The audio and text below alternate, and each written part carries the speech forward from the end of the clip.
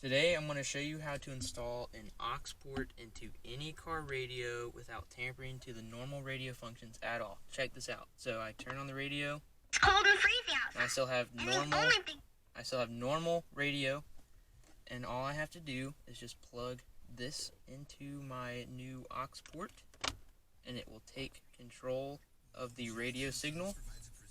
There's a little bit of bleed through. No problem at all.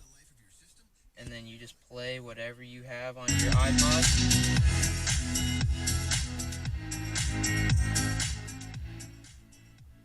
And it takes over the radio signal. You can't hear the bleed through at all when you have music playing. It works phenomenally, and the best part is you don't mess up your normal radio whatsoever. So I'm going to show you how I did it. So basically, I'll throw a picture up right now of the picture that I used. So on my 2005 Subaru Outback XT, it was the 5th and 6th pins of the radio module, and I just tied 2 wires, soldered them on to those pins.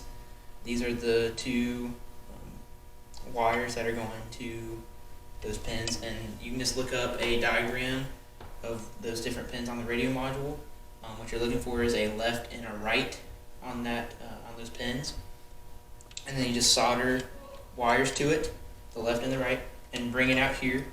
And then this third one is the ground wire, and I just hooked that into the top of the radio module that already had a big piece of solder on it.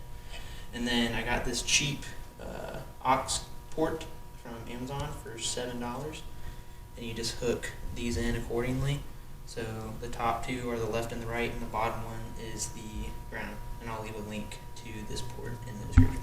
So I just plugged everything back into the car and tested it, and everything worked great. There was a little bit of bleed through from the main radio if you didn't have anything playing through your aux when you had the aux port actually plugged into your phone. But as soon as you unplug it from your phone, the main FM radio takes over again, and there's no interference at all. So the next thing I'm going to try is just getting a blank CD and putting it in the CD player and see when I plug the aux into my phone to see if that eliminates the bleed through from the FM radio. But I mean, other than that, everything works out flawlessly. So the next thing I'm going to do is take the front panel here, see where the hazard light is. I'm going to drill a hole on this side and then connect my aux through that hole, and then we'll be ready to throw everything back in and call it done.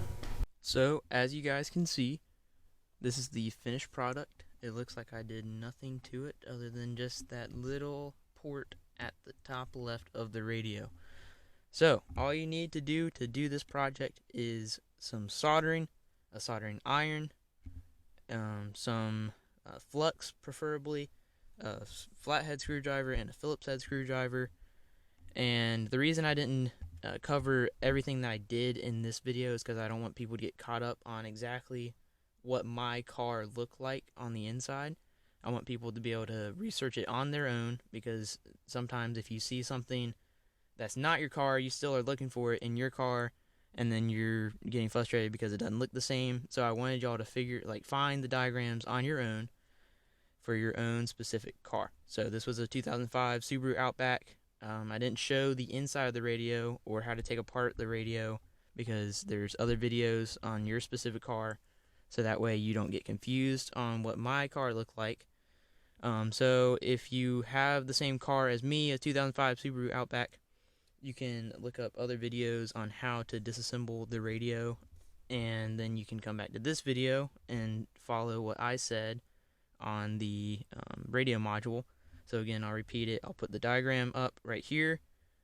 So you're going to want to connect to the 5th and 6th pins on a 2005 Subaru Outback. That is very specific to this radio. You need to do other research if you do not have a 2005. So all you're going to do is just connect by soldering 2 wires onto those left and right pins. The 5th pin is the left, the 6th pin is the right. And then at the top of the module, there's just a big piece of solder at the top, and you can solder the ground wire to that. And then you just run those wires to the top left of your radio and drill a hole where you want your port to be.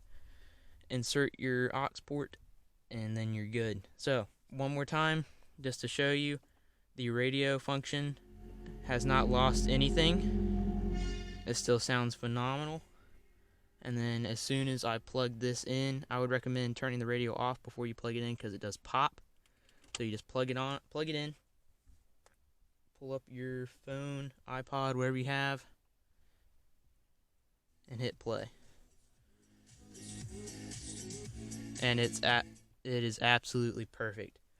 No buzzing, no nothing. If you do have buzzing, then that means you probably have a short somewhere. I would highly recommend using some heat shrink tubing on all of your solder connections, just so you don't deal with the possibility of shorting.